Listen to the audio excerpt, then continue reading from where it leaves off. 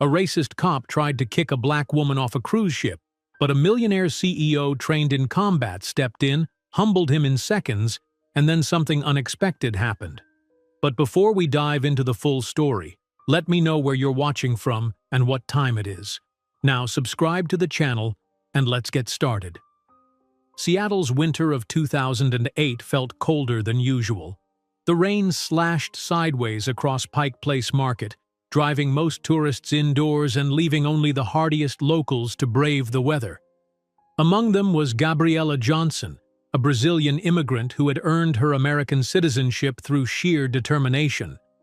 The 23-year-old adjusted her thin uniform jacket against the biting wind as she hurried toward the catering entrance of the market's event space.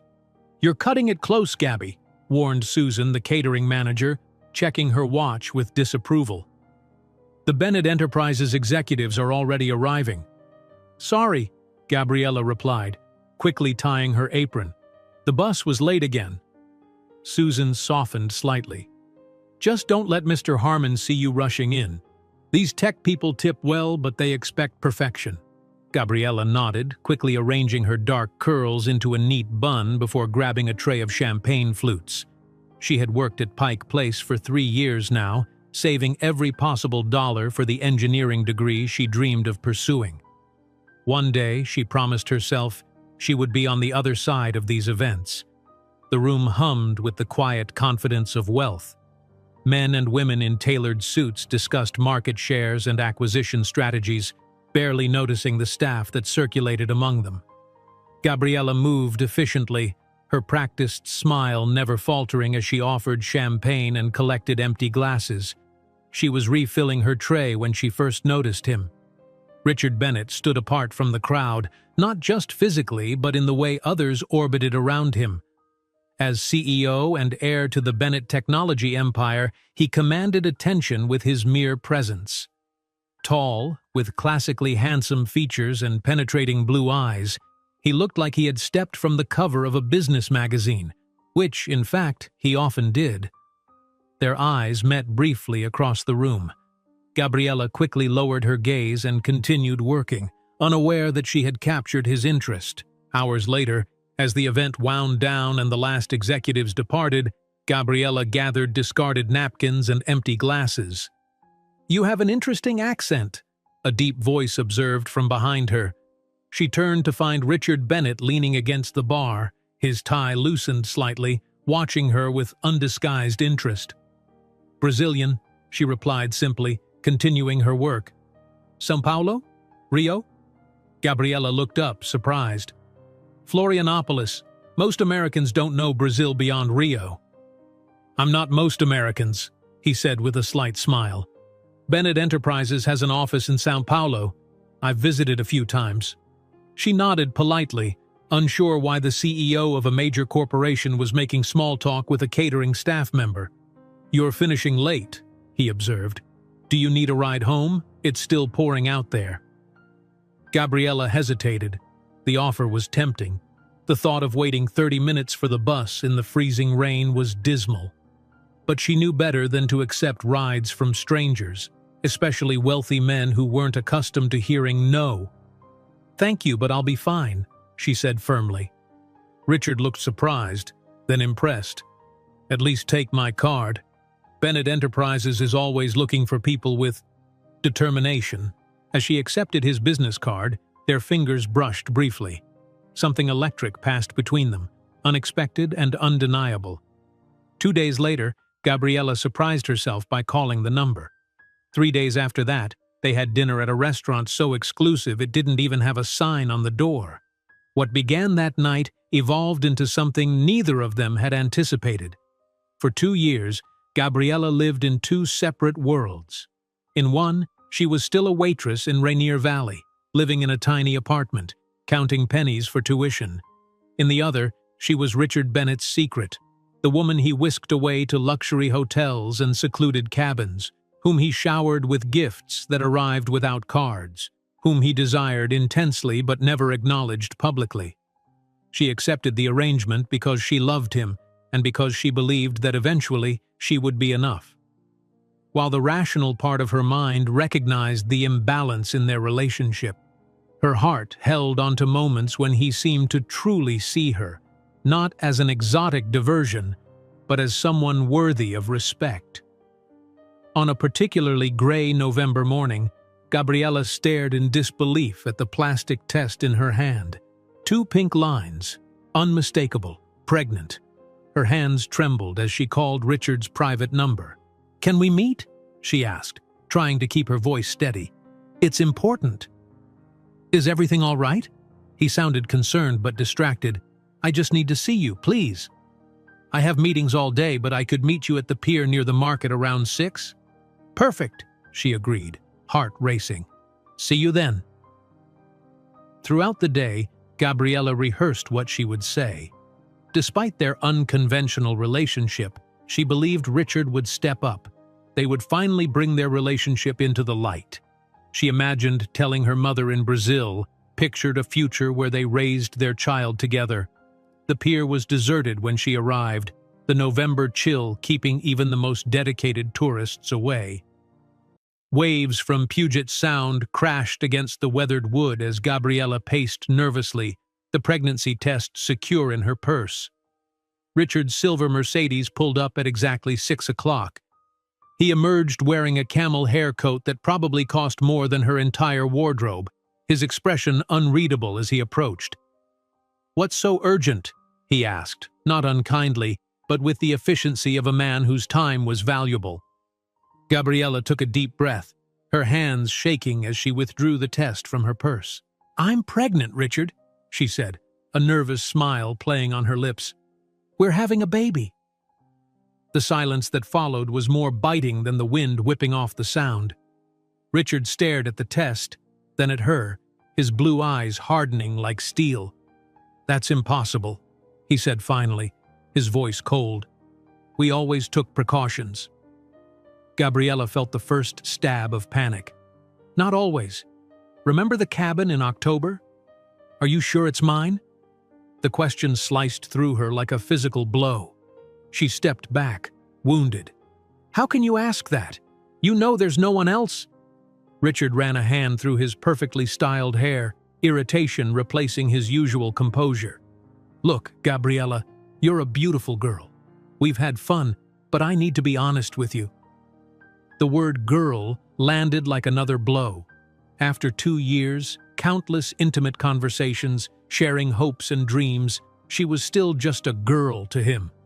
"You're just a waitress without a formal education," he continued, each word more devastating than the last. "You could never be enough for my family or for Wall Street. A mixed-race baby would ruin my reputation." Gabriella felt the world tilting beneath her feet. "What are you saying?" Richard opened his Italian leather wallet and withdrew a checkbook. He wrote quickly, the scratching of his pen against paper the only sound besides the crashing waves. "This should solve the problem," he said, extending the check toward her. "Use it to take care of this." Gabriella stared at the check, unable to comprehend what was happening. "You think you can buy your child? Pay me to eliminate our baby?" "Be realistic," Richard sighed impatiently. "What do you have to offer a child? A tiny apartment and double shifts serving coffee? I'm about to close a billion-dollar merger. I can't have this kind of complication." Each word hammered another nail into the coffin of her dreams, of her belief in him.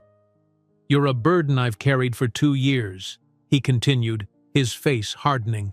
"Go back to whatever hole you crawled out of." With that, Richard dropped the check at her feet, turned, and walked back toward his silver Mercedes without a backward glance. Gabriella stood frozen, watching the man she loved abandon her as easily as discarding an empty coffee cup.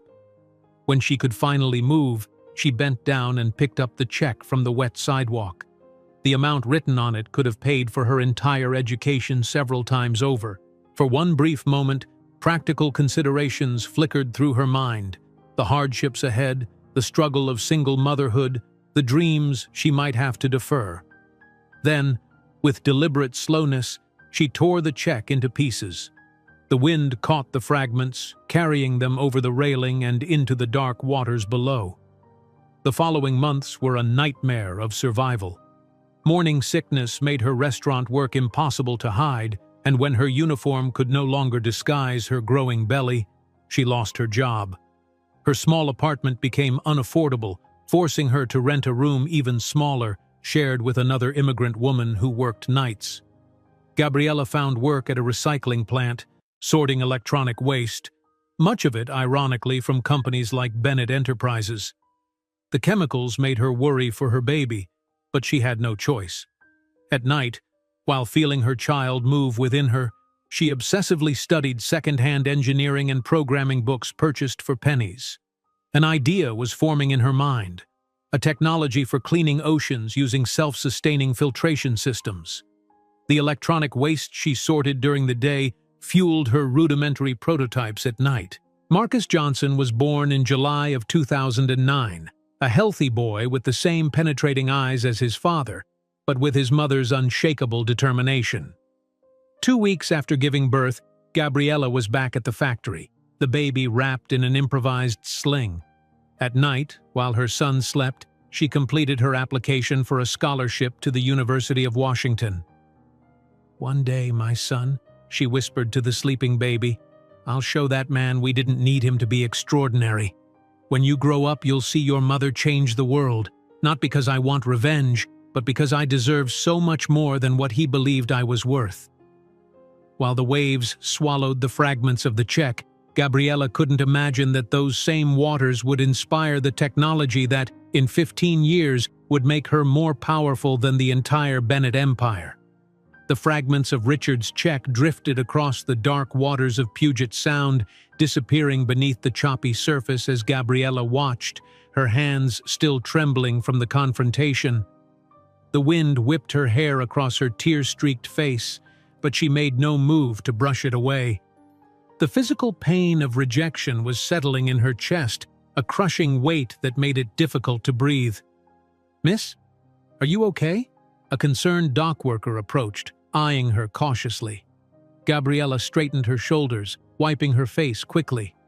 "I'm fine," she lied, her accent thickening with emotion. "Just needed some air." As she walked away from the pier, one hand instinctively moved to her still flat stomach. Whatever happened next, she would face it with the same determination that had brought her from Brazil to America, from poverty to possibility. Richard Bennett may have rejected them both, but Gabriella Johnson had survived worse odds. 3 months later, Gabriella stood before the mirror in the employee bathroom at Pike Place Market, struggling to button her uniform shirt over her growing belly. No amount of creative layering could hide the evidence any longer. Her fingers trembled as she gave up on the bottom buttons, tucking the shirt as best she could into her black pants. Mr. Harmon, the restaurant manager, was waiting when she emerged. His eyes immediately went to her midsection, his expression hardening. "My office, Gabriella. Now." She followed him silently, already knowing what was coming. "I've been getting complaints," he began without preamble once the door closed.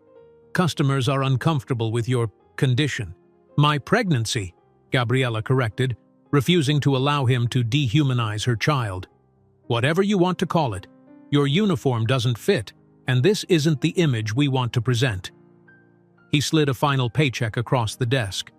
"Consider today your last shift." Gabriella took the check, noting with bitter irony that the amount, 2 weeks' wages, was a fraction of what Richard had offered her to solve the problem. But unlike that blood money, this she had earned. "I've been your most reliable server for 3 years, she said quietly. "And now you're an unwed pregnant immigrant, not exactly Pike Place material." Mr. Harmon's voice held no malice, just business calculation. "You understand." She did understand. The world saw her value decreasing with each inch her belly expanded. 1 week later, Gabriella stood in her bare apartment, surrounded by the few possessions she hadn't sold or pawned. The landlord had been clear. Without proof of income, she couldn't renew her lease. A text message from Maria, another Brazilian immigrant she'd met at English classes, offered a temporary solution, a shared room in Rainier Beach, far from the city center but within her drastically reduced budget. The room was smaller than her former bedroom, barely fitting a twin mattress and a small dresser. Maria worked night shifts at a hospital laundry so they could share the bed in alternating schedules. The building smelled of mildew and cooking grease, and distant arguments in multiple languages created a constant soundtrack of hardship. "It's not much," Maria apologized, helping Gabriella arrange her few possessions. "It's shelter," Gabriella replied pragmatically. "And right now, that's what matters most." Finding work proved nearly impossible. Each interview ended the same way: awkward glances at her growing stomach, promises to call that never materialized. By her 6th month, desperate and with savings nearly depleted, Gabriella accepted a position at Green Tech Recycling, a factory that processed electronic waste. Her first day was a shock to the system. The warehouse was vast, poorly ventilated, and filled with the acrid smell of chemicals and burning plastic. Workers sorted through mountains of discarded computers, phones, and circuit boards, separating valuable components from toxic waste. "Gloves and mask at all times," instructed Fatima, the shift supervisor, handing Gabriella protective gear. "Pregnant or not, same rules apply. You get 2 15-minute breaks and 30 minutes for lunch. Bathroom visits count against your break time." Gabriella nodded, pulling on the heavy gloves. Her station was a conveyor belt of electronic components, each to be sorted into appropriate bins. The pace was relentless, the work mind-numbing. By lunch, her back ached fiercely, and her feet had swollen against the confines of her shoes. During her break, she noticed something that made her pause: a large bin filled with discarded parts labeled Bennett Enterprises. The irony wasn't lost on her. The company that had once welcomed her as Richard's secret companion was now unwittingly providing her livelihood through its garbage. That evening, ignoring the pain in her body, Gabriella examined several small circuit boards she'd been permitted to take, damaged goods destined for the incinerator. An idea had been forming in her mind for months, a way to combine her passion for environmental science with practical engineering. These discarded components might be worthless to Bennett Enterprises, but to her, they represented possibility. The shared room gradually transformed during the evenings. While Maria slept before her night shift, Gabriella worked quietly at a small folding table, salvaging components, sketching designs for water filtration systems, and devouring second-hand textbooks on environmental engineering and programming. One night, halfway through her 8th month, Gabriella sat up abruptly, awakened by a particularly strong kick from her baby. Rubbing her belly soothingly, she reached for her notebook and quickly sketched a new concept: a self-regulating filtration system that could process microplastics using minimal energy. "You're going to be an engineer like your mom," she whispered to her unborn child. "We'll show them all what we're capable of." Marcus Johnson entered the world on a sweltering July day in 2009.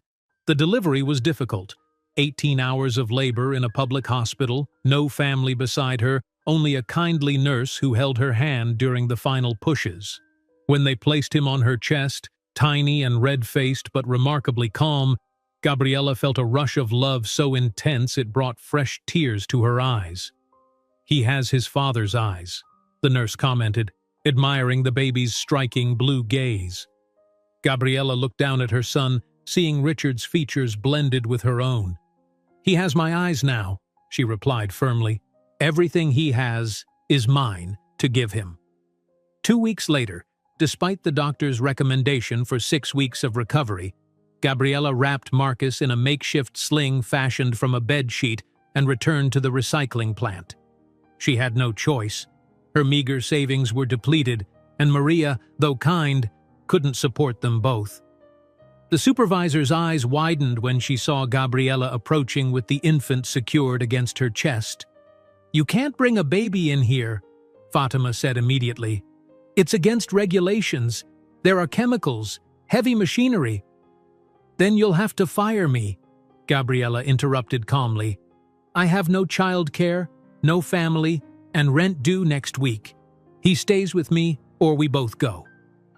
A tense silence followed. Several workers paused to watch the standoff, their expressions a mixture of sympathy and curiosity. Finally, Fatima sighed. "Keep him in the sling. Stay at the testing station. It's farthest from the chemical processing. If anyone from management comes, hide him, or you're both out." The days fell into an exhausting rhythm. Gabriella worked 10-hour shifts with Marcus strapped to her chest, feeding him during breaks, changing him in the restroom. At night, while he slept, she continued her studies and experiments, often falling asleep over her books, waking only when Marcus cried for his midnight feeding. Despite the crushing fatigue, Gabriella's mind remained sharp, focused on the future. She refined her filtration system concept, using parts salvaged from the recycling plant to build crude prototypes. Testing them in the sink of their shared bathroom, she discovered promising results. Her design could filter particulates more efficiently than existing systems she'd researched. One evening, while testing her latest prototype, Gabriella had a breakthrough. Watching water spiral down the drain, she realized the natural vortex could enhance filtration while reducing energy requirements. Excited, she sketched the new design, adding calculations in the margins. "See this, Marcus?" she whispered to her sleeping 4-month-old. "This could change everything for us." The next day, during her lunch break, Gabriella noticed a flyer posted on the community board. University of Washington Scholarship Program for Non-Traditional Students. The deadline was just 2 weeks away, requiring transcripts from Brazil, letters of recommendation, and a personal statement. For the next 14 days, Gabriella barely slept. She contacted her former school in Brazil, drafted her essay during breaks at work, and approached her old high school English teacher for a recommendation. The application fee, $75, required selling the only luxury item she had kept, a silver watch Richard had given her on their first anniversary. The night before the deadline, disaster struck. Her arranged babysitter canceled, leaving Gabriella with no way to deliver her application to the university administration office before the 5 p.m. cutoff. Determined, she bundled Marcus against the October chill and boarded 3 separate buses to reach the university campus. Rain pounded mercilessly as she navigated the unfamiliar grounds, protecting her application in a plastic bag while keeping Marcus dry beneath her jacket. With 10 minutes to spare, soaking wet and breathless, she located the admissions office. The secretary looked up in surprise as Gabriella entered, water pooling at her feet, a baby clutched protectively against her chest. "Application for the non-traditional student scholarship," Gabriella explained, carefully extracting the dry envelope from inside her jacket. The woman accepted it with a bemused expression. "Deadline's deadline. You made it." On the long bus ride home, as Marcus slept against her, Gabriella allowed herself a small moment of hope. Education had always been her path to a better life. First in Brazil, now here. With a degree, she could transform her crude prototypes into real technology, her dreams into reality. Back in their tiny room, Gabriella photographed Marcus with her cheap phone camera. The image was grainy but clear enough to show his intelligent eyes, so like his father's yet filled with a warmth Richards had never possessed. She taped the photo beside her desk, a reminder of why every sacrifice was worthwhile. "One day, my son," she whispered, kissing his forehead as he slept, "I'll show that man that we didn't need him to be extraordinary. When you grow up, you'll see your mother change the world, not because I want revenge, but because I deserve much more than what he believed I was worth." As she sealed the envelope for her scholarship application, Gabriella couldn't possibly know that this simple act would initiate the trajectory that would one day bring her back into Richard Bennett's world, not as a supplicant, but as a conqueror. The envelope containing Gabriella's scholarship application seemed to whisper possibilities as she slipped it under her second-hand textbooks. For 3 months, silence stretched like an endless winter. She checked her email obsessively at the public library, Marcus balanced on her lap as she refreshed the screen. December brought holiday decorations to Seattle's streets, but Gabriella could barely afford to heat their tiny room, much less celebrate. Then, on a particularly gray January morning, the notification appeared. Heart racing, she clicked on the unread message from the University of Washington. "Dear Ms. Johnson, we are pleased to inform you that you have been selected for our full scholarship program for non-traditional students." Gabriella read the words 3 times, unable to believe that after months of desperation, fortune had finally smiled upon her. A sound between a sob and a laugh escaped her lips, causing Marcus to look up from his makeshift playmat on the library floor.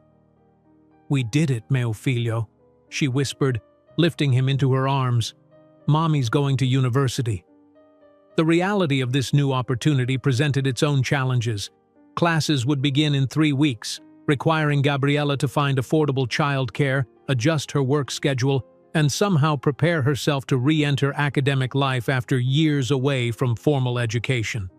Through a community center, she connected with Mrs. Rodriguez, an elderly Salvadoran woman who watched children in her home for a modest fee. Her apartment was only a short bus ride from campus, and she immediately took to Marcus, cooing at him in Spanish. "He will be safe with me, mija," she assured Gabriella. "You focus on your studies." The first day of classes arrived with snowflakes drifting from a pale February sky. Gabriella had spent her last remaining dollars on a used laptop and a single professional outfit, black pants and a navy blazer from a thrift store. Standing at the entrance to the environmental engineering building, she watched students stream past, most younger, wearing expensive outdoor gear, carrying sleek computers in designer backpacks. A knot formed in her throat as she clutched her canvas bag containing a second-hand textbook with another student's highlighter marks and notes defacing the margins. For a moment, Richard's cruel words echoed in her mind. "You're just a waitress without a formal education." Taking a deep breath, she squared her shoulders and walked through the doors. The lecture hall for advanced environmental systems was intimidating. Stadium seating filled with at least 100 students. Gabriella chose a seat near the back, trying to remain inconspicuous as she removed her notebook and carefully examined the syllabus she'd printed at the library. "Is this seat taken?" asked a young woman with a purple streak in her hair, gesturing to the chair beside Gabriella. "No, please," Gabriella replied, moving her bag. "I'm Zoe," the student offered with an easy smile. "Are you new? I don't remember seeing you last semester."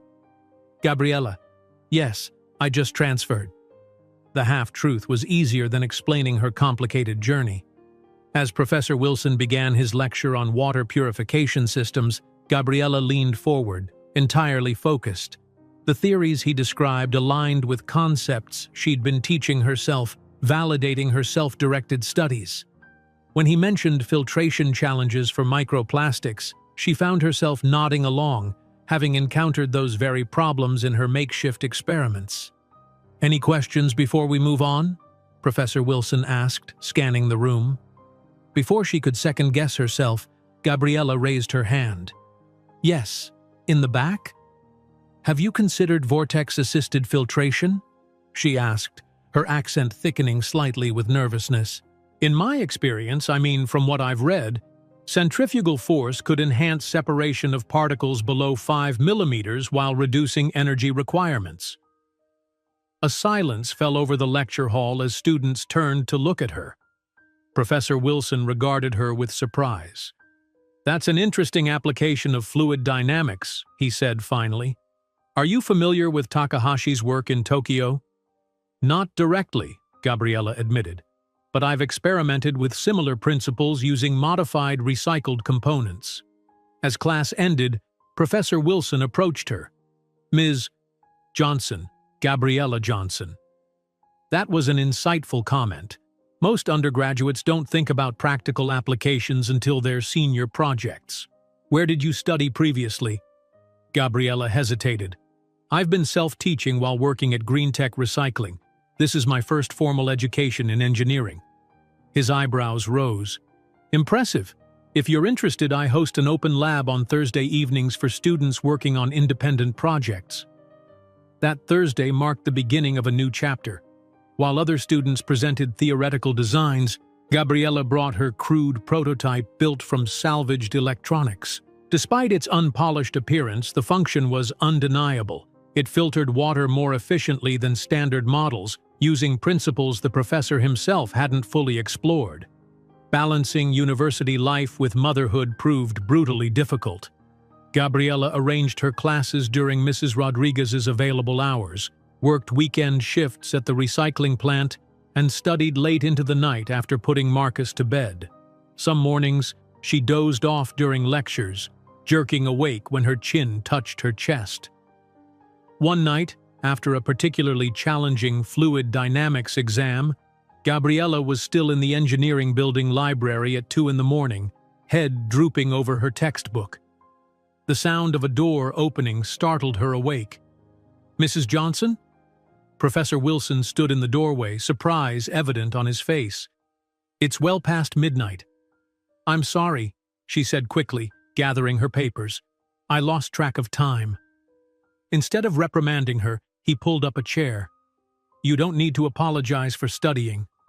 His eyes fell on her open notebook, filled with detailed sketches of filtration systems. "May I?" Gabriella nodded, watching nervously as he examined her work. "These are remarkable," he said finally. "You've approached the vortex filtration from an entirely novel angle." He looked up at her, curiosity evident. "Why oceanic applications specifically?" She hesitated before answering. "The oceans are dying from our waste, yet most cleanup technologies are prohibitively expensive or inefficient. I believe we can do better." "We," he repeated, smiling slightly. "You speak like someone on a mission." Gabriella thought of Marcus, of the world he would inherit. "I am." Spring arrived, bringing longer days and new challenges. Marcus took his first steps in the empty corridors of the engineering building one evening while Gabriella worked on a project. His wobbly progress across the polished floor drew applause from a passing security guard, who thereafter always greeted the little engineer with a high five. In the materials science lab, Gabriella had her breakthrough. Combining biodegradable polymers with recycled electronic components, she created a filtration membrane that could capture particles as small as 1 micron while being completely environmentally safe. "This contradicts conventional approaches," challenged Dr. Yamamoto, her chemistry professor, during a demonstration. "The conventions are the problem," Gabriella replied confidently. "Traditional filtration methods either consume too much energy or create secondary waste. This design eliminates both issues." As final projects approached, Gabriella was invited to join a study group by Zoe and several other classmates who had noticed her insightful contributions in class. Their first meeting was scheduled at a coffee shop near campus, a simple location that presented a complex problem for Gabriella, who couldn't afford a babysitter outside her class hours. Reluctantly, she brought Marcus along, prepared for rejection. To her surprise, her classmates welcomed the toddler, taking turns entertaining him while they worked. "Your son is adorable," said Tyler, a lanky engineering student who had fashioned a toy from napkins and straws. "Thank you," Gabriella replied, relief evident in her voice. "Must be nice getting that diversity scholarship while some of us had to maintain a 4.0, muttered Blake, the group's most privileged member, just loud enough to be heard. The table fell silent. Gabriella felt heat rising to her cheeks, but instead of showing anger, she straightened in her seat. "Actually, Blake, the non-traditional student scholarship requires maintaining a 3.8 GPA while taking a full course load," she said evenly.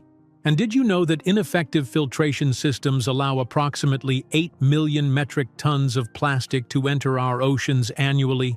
That's equivalent to dumping a garbage truck of plastic into the ocean every minute. Perhaps diversity of perspective is exactly what's needed to solve problems that conventional thinking hasn't addressed." Blake had no response, and the others exchanged impressed glances. From that day forward, Gabriella was no longer viewed as an outsider but as a valuable contributor with unique insights. As the semester progressed, her prototype evolved. Nights in Professor Wilson's garage workspace became a regular occurrence, with Marcus sleeping in a sleeping bag while Gabriella soldered components and coded simple programs to regulate the filtration process. "You should patent this," Professor Wilson advised one evening, watching her adjust the flow regulators. "This could be commercially viable." Gabriella looked up from her work, the possibility never having occurred to her. "I wouldn't know where to begin. The university has resources. I'd be happy to introduce you to someone in the technology transfer office." The spring semester culminated in the engineering department's annual innovation showcase. Students presented their projects to faculty, industry representatives, and potential investors. Gabriella's hands trembled as she made final adjustments to her ocean filtration model, constructed partially from recycled electronics she'd collected from green tech. Her station was modest compared to others. No fancy displays or printed materials, just the working prototype and her detailed notes. As demonstrations began, Gabriella feared being overlooked among more polished presentations. But something unexpected happened. The efficiency of her system, showing real-time filtration with 70% greater effectiveness than conventional methods, drew attention. A small crowd gathered, asking questions about applications, scalability, and energy consumption. Among the observers was Dr. James Carter, a renowned professor of environmental technology who had recently returned from leading an oceanic research expedition. He watched silently as Gabriella explained her design to others, noting how she discussed complex engineering principles with remarkable clarity. When the crowd thinned, he approached her station. "Your design contradicts several established filtration principles," he began without introduction. Gabriella met his gaze steadily. "Yes, because those principles were established when energy consumption wasn't considered a critical factor. My system prioritizes efficiency and environmental impact equally. And the components? They appear to be unconventional." "Recycled electronics," she confirmed, proving that solutions don't require entirely new production, contributing to further waste. Dr. Carter studied the prototype more closely, testing the interface and examining the filtration medium. Finally, he looked up with newfound respect. "You've just revolutionized the concept of oceanic cleaning," he said, extending his hand. "I'm James Carter, Environmental Technology. I want to be your mentor." As they discussed possibilities for developing her technology further, Gabriella felt a sense of validation she'd never experienced before. This wasn't just academic success, it was the first step toward the future she envisioned, a future where her son would never need to question his worth. What none of the impressed professors could suspect was that this humble prototype made from recycled waste would become, in less than a decade, the technological foundation of a billion-dollar company that would forever change the balance of power between Gabriella and the man who had discarded her. 3 years transformed Gabriella Johnson's life in ways she once thought impossible. The shy Brazilian immigrant who had once trembled while serving champagne to executives was now a respected final-year engineering student, her name known throughout the environmental sciences department for her innovative approach to oceanic filtration. The tiny room she had shared with Maria was replaced by a modest one-bedroom apartment in a safer neighborhood, where Marcus had his own corner filled with second-hand books and educational toys. On a crisp autumn morning, Gabriella sat at her kitchen table, surrounded by papers, while Dr. James Carter, now her academic mentor and ardent supporter, reviewed her latest refinements to the filtration system. "The energy efficiency ratios are remarkable," he said, tapping her calculations. "You've reduced power requirements by another 12% while increasing filtration capacity." Gabriella nodded, pouring more coffee into his mug. "The breakthrough came when I modified the internal flow patterns to create multiple microvortices instead of a single central one." "Brilliant. Absolutely brilliant." Dr. Carter's enthusiasm was genuine.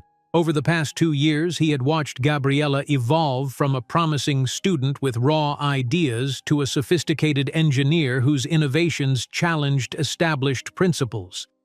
From the bedroom doorway came the sound of small feet padding across the floor. Marcus, now 5 years old, emerged clutching a notebook filled with childish drawings of what appeared to be mechanical devices. "Good morning, Dr. Carter," he said with surprising formality for a child his age. "I improved Mom's filtration design." Dr. Carter smiled, extending his hand for the notebook. "Let's see what you've got, young man." Marcus handed over his drawings with the seriousness of a doctoral candidate submitting a thesis. The pages contained crayon sketches of Gabriella's device with additional components that, despite their childish execution, demonstrated remarkable spatial understanding.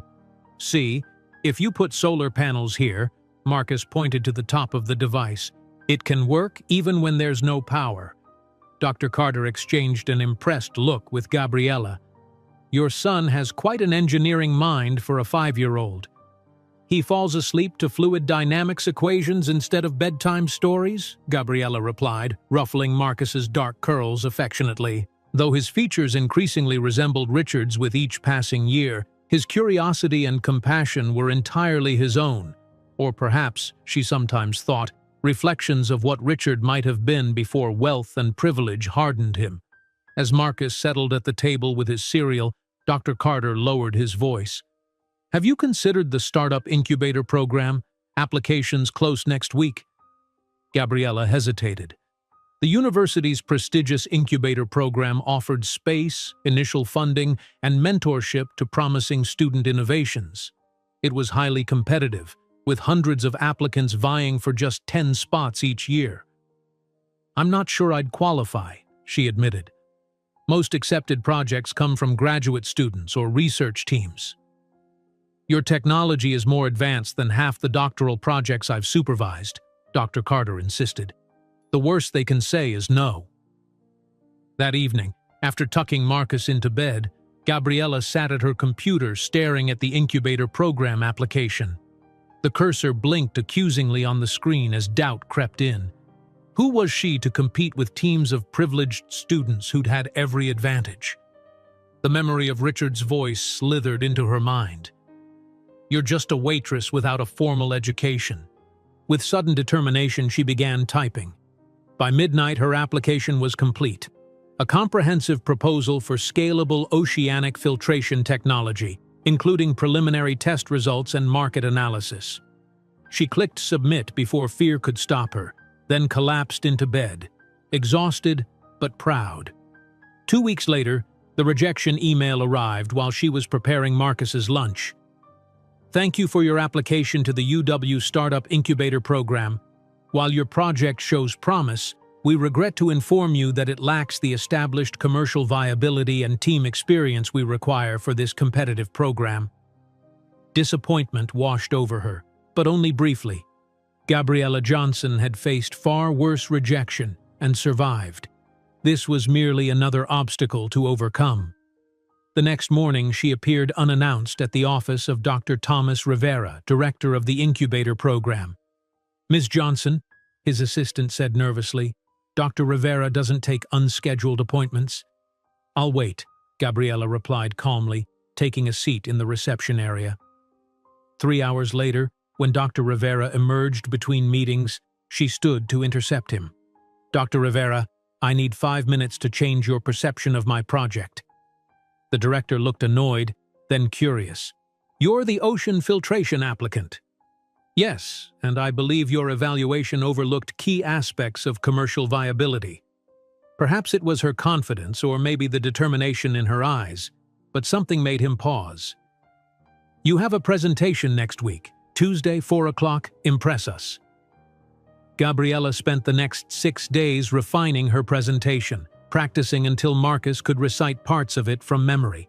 Every detail was meticulously planned, except for childcare. The night before her presentation, Mrs. Rodriguez called with devastating news. Her arthritis had flared up, making it impossible to watch Marcus. "I'm sorry, mija. I can barely move my hands today." Panic rose in Gabriella's throat. Missing this opportunity wasn't an option, but bringing a 5-year-old to a professional presentation seemed equally disastrous. "I want to see Mommy be a scientist," Marcus declared when she explained the situation. "It's not appropriate, mio figlio. These are important people who make serious decisions." "I'll be good," he promised solemnly. "I won't say a word." With no alternatives, Gabriella dressed Marcus in his best clothes the next day, a button-up shirt and khaki pants purchased from a thrift store but carefully pressed. She coached him repeatedly. "Sit quietly, don't interrupt, draw in your notebook if you get bored." When they entered the auditorium where the incubator committee waited, Gabriella felt her confidence waver. 5 distinguished professors and 2 industry representatives sat at a long table, expressions ranging from neutral to openly disapproving at the sight of a child holding her hand. "Mrs. Johnson," Dr. Rivera frowned, "this isn't a daycare. We're evaluating serious business propositions." Gabriella straightened her shoulders. "I apologize for the unorthodox circumstance. My childcare arrangements fell through unexpectedly." She guided Marcus to a chair at the side of the room. "Please consider this a practical demonstration of the challenges faced by single-parent entrepreneurs, challenges that haven't prevented me from developing cutting-edge technology." This direct acknowledgement of her situation seemed to catch them off guard. Dr. Rivera nodded reluctantly. "You have 15 minutes. Gabriella launched into her presentation with practiced precision, explaining how her oceanic filtration system could remove microplastics more efficiently than existing technologies while operating on minimal energy. She demonstrated cost analyses, scalability models, and environmental impact projections. 10 minutes in, as she explained the power generation component, Marcus suddenly raised his hand. Gabriella froze, mortified. "Excuse me," he said politely when the committee members looked his way. "Mommy, you forgot to explain the energy feedback system." The room fell silent. Gabriella opened her mouth to apologize, but Marcus continued, standing and walking to her side. "The filters create resistance, which makes energy," he explained to the stunned committee, using simplified but accurate terminology. "That energy goes back into the system so it can run longer without outside power." Dr. Rivera leaned forward, addressing Marcus directly. "Young man, who taught you that?" Marcus smiled proudly. "My mom is the smartest person in the world. I watch her work every day." The committee members exchanged glances, some suppressing smiles, others openly impressed. Dr. Rivera studied Gabriella with newfound interest. "Mrs. Johnson, it seems your team makes a compelling case. We'll deliberate and inform you of our decision shortly." 3 days later, the acceptance email arrived. The Phoenix Rising Project, named for Gabriella's determination to rise from the ashes of her past, had been awarded incubator space and $50,000 in seed funding. "We did it!" Gabriella lifted Marcus into a twirling hug when she read the news. "We're going to build our filtration system for real." "Can I help design it?" Marcus asked eagerly. "You already have," she assured him, remembering how his innocent interruption had changed the committee's perception. The next week, Gabriella and Marcus stood before a small industrial garage that would become their workspace. The concrete floor was stained, the walls needed paint, and the lighting was inadequate. But to Gabriella, it represented possibility. Marcus looked around the empty space with curious eyes. "It's small, Mommy." Gabriella smiled, running her hand along a workbench that would soon hold the future she was building for them. "For now, figlio. For now." As summer approached, Gabriella graduated with honors while simultaneously developing her first commercial prototype. The incubator funding, while substantial, required careful management. Every component was scrutinized for cost and effectiveness, every hour of paid assistance maximized. Marcus became a fixture in the workshop, his kindergarten schedule arranged to allow him afternoons with Gabriella. He had his own desk made from a wooden crate, where he drew designs and assembled simple circuits under her supervision. Other startups in the incubator space initially raised eyebrows at the child's presence, but his precocious understanding of technical concepts soon earned their respect. By autumn, the first functional prototype was ready for testing. Larger than her university model and significantly more sophisticated, it demonstrated remarkable efficiency in controlled conditions. Dr. Carter arranged for a small demonstration tank at the university's Marine Science Center where potential investors could observe the system in action. "Nervous?" Dr. Carter asked as they prepared for the first investor demonstration. Gabriella adjusted the flow regulator, her movements precise despite her anxiety. Terrified, but also ready. The demonstration exceeded expectations. The prototype filtered contaminated water with impressive speed, extracting microplastics and chemical pollutants while consuming minimal energy.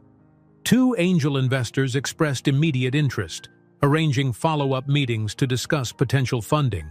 That night, as Gabriella tucked Marcus into bed, he asked a question that caught her off guard. "Mommy, are we going to be rich now?" She sat on the edge of his bed, considering how to respond. "We're building something important, not just for us, but for the oceans and the planet. If we succeed, we'll have enough to live comfortably and help others. That's better than being rich." Marcus nodded thoughtfully. "Like superheroes, we'll save the oceans." "Exactly like superheroes," she agreed, kissing his forehead. Later, as she worked on refinements to the prototype's control system, Gabriella reflected on how far they had come. From the devastation of Richard's rejection to the cusp of creating something meaningful, the journey had shaped her in ways she never anticipated. The small garage that Gabriella had rented that day, for a sum that had almost made her reconsider, would one day be framed and preserved in the atrium of Phoenix Rising Technologies World Headquarters as a reminder of where everything began, and where Richard Bennett would one day beg for a meeting. The small garage space that had once seemed so imposing now felt cramped as Gabriella navigated between tables laden with prototypes, components, and testing equipment. 2 years had passed since the incubator program had awarded her the initial funding, and Phoenix Rising Technologies officially existed as more than just an idea. The $50,000 had been stretched to its absolute limit, supplemented by small consulting jobs Gabriella took on nights and weekends. In a corner of the garage, Marcus had fallen asleep on a makeshift bed of cushions and blankets, his 7-year-old frame curled around a well-worn engineering textbook. A lamp cast soft light over his features, highlighting the increasing resemblance to Richard that sometimes caught Gabriella off guard. She gently removed the book from his grasp, marking his place with a scrap of paper covered in his surprisingly advanced equations. "He should be home in bed," observed Elijah, a graduate student who volunteered his programming expertise in exchange for research credit. "I know," Gabriella sighed, checking her watch, "but the babysitter canceled, and this component test couldn't wait." The latest prototype of her ocean filtration system sat submerged in a large tank, its performance metrics displaying on a nearby laptop. The numbers were promising but not yet revolutionary. After 2 years of refinement, Gabriella had developed a commercially viable product, but its efficiency still fell short of her ultimate vision. She collapsed into a chair, exhaustion washing over her. The funding was nearly depleted, and although she'd managed to build a working prototype that functioned better than most commercial alternatives, investors remained cautious. "Interesting technology, but what's your business experience?" they would ask, or "The market for environmental solutions is limited by government spending." The next morning, Gabriella checked her bank account on her phone while preparing Marcus's breakfast. The balance made her stomach tighten. Less than 2 weeks of operating expenses remained. Without new investment, Phoenix Rising would be forced to shut down before truly taking flight. "Is something wrong?" Marcus asked, his perceptive eyes catching the subtle shift in her expression. Gabriella forced a smile. "Just grown-up worries, mio figlio. Nothing for you to worry about." Is it money? He asked directly. Tommy at school says startups always run out of money. Gabriella sometimes forgot how much her son absorbed from their surroundings. We're facing challenges, she acknowledged, never believing in shielding him completely from reality. But we'll find a solution. Marcus nodded solemnly. We always do. Later that day, as Gabriella worked on cost reduction modifications to the prototype, a news alert flashed on her computer screen. Oil spill reported off Oregon coast. Moderate environmental impact expected. She clicked on the article, scanning the details. A cargo ship had struck rocks near Newport, Oregon, releasing thousands of gallons of fuel oil into coastal waters. Large environmental remediation companies were already mobilizing response teams. This is it, Gabriella whispered, an idea forming rapidly. Her filtration system was designed precisely for this type of disaster, but on a larger scale than she had yet tested. It was a risk, but also potentially the perfect demonstration opportunity. She called Dr. Carter immediately. James, have you seen the news about the Oregon spill? I was just about to call you, he replied. Are you thinking what I'm thinking? If I can get my system to the site, demonstrate its effectiveness in real conditions. It's a gamble, he cautioned. Your prototype hasn't been field tested at that scale. It's also our only chance, Gabriella countered. The money's almost gone. Without a major demonstration or investor, Phoenix dies in 2 weeks. There was a pause. What do you need from me? Your van, and maybe help convincing the university to let us borrow some additional equipment. Within hours, Gabriella had transformed into a whirlwind of activity. The most functional prototype was carefully disassembled and packed alongside testing equipment, tools, and spare parts. Marcus watched with wide-eyed excitement as his mother coordinated the impromptu expedition. Can I come too? He asked, already knowing the answer. Gabriella hesitated. Leaving him behind wasn't an option. Mrs. Rodriguez was visiting family in El Salvador, and there was no money for alternative childcare. Yes, but you'll need to be my special assistant. This is serious business. Marcus nodded, immediately packing his engineering notebook and favorite scientific calculator, a birthday gift from Dr. Carter. By nightfall, they were on the road in Dr. Carter's aging van, the prototype secured in the back, Marcus sleeping peacefully in the passenger seat. Gabriella drove through the night, fueled by determination and gas station coffee. The 5-hour journey to the Oregon coast gave her time to rehearse what she would say to officials at the site, anticipating resistance and preparing counters to their objections. Dawn broke as they approached Newport, the sky painted in oranges and pinks that would have been beautiful if not for the circumstances. From the coastal highway they could see the damaged cargo vessel in the distance, surrounded by response boats. Helicopters circled overhead, and the beach was crowded with emergency vehicles and equipment. Wake up, Marcus, Gabriella said softly. We're here. The boy rubbed his eyes, immediately alert as he took in the scene. Wow, it's a real emergency. Yes, and we're going to help, she replied, though uncertainty crept into her voice as she observed the scale of the official response already underway. After parking at a public beach access point, Gabriella approached the police barricade, Marcus holding her hand tightly. A tired-looking officer held up his hand to stop them. Areas closed to the public, ma'am. Environmental hazard.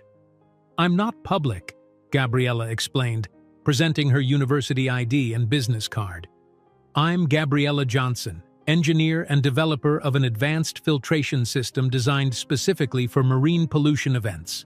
I believe I can help. The officer looked skeptical. Ma'am, we have professional remediation teams with approved equipment already working. I can't let civilians into a hazardous area, especially with a child. Gabriella felt desperation rising. Please, I just need to speak with whoever is coordinating the response. My technology could significantly improve the cleanup efficiency. Mom can fix this, Marcus added earnestly. Her system filters oil way better than regular methods. The officer's expression softened slightly at Marcus's confidence, but he shook his head. I don't have the authority to approve that. You'd need to speak with Incident Command, and they're extremely busy right now." As they were about to turn away, a Coast Guard officer approached, having overheard the exchange. His nameplate read, "Lieutenant Reyes." "What kind of system?" he asked directly. Hope surged through Gabriella. "A microfluidic filtration array with automated pollutant separation. It can process contaminated water at 5 times the rate of conventional skimmers while consuming a fraction of the energy." Lieutenant Reyes studied her for a moment, then Marcus. "And the boy?" "My son. I couldn't leave him behind." Something in her determined expression must have resonated with him. "Look, I can't authorize anything official, but there's a small cove about half a mile down that way." He pointed south. "It's outside the main containment area but still affected. I can give you 30 minutes to demonstrate your technology there. If it works, I'll bring it to the attention of my superiors." "Thank you," Gabriella breathed. "You won't regret this." With the lieutenant's help, they transported the prototype to the secluded cove. The water's surface was marred with rainbow sheens of oil, the rocks along the shoreline already blackened by the spill. Gabriella worked quickly, assembling the system while explaining each component to both Marcus and Lieutenant Reyes. "The principle is simple," she said, connecting the power supply. "Water is drawn through these intake valves, where a series of engineered microchannels separate different densities of material.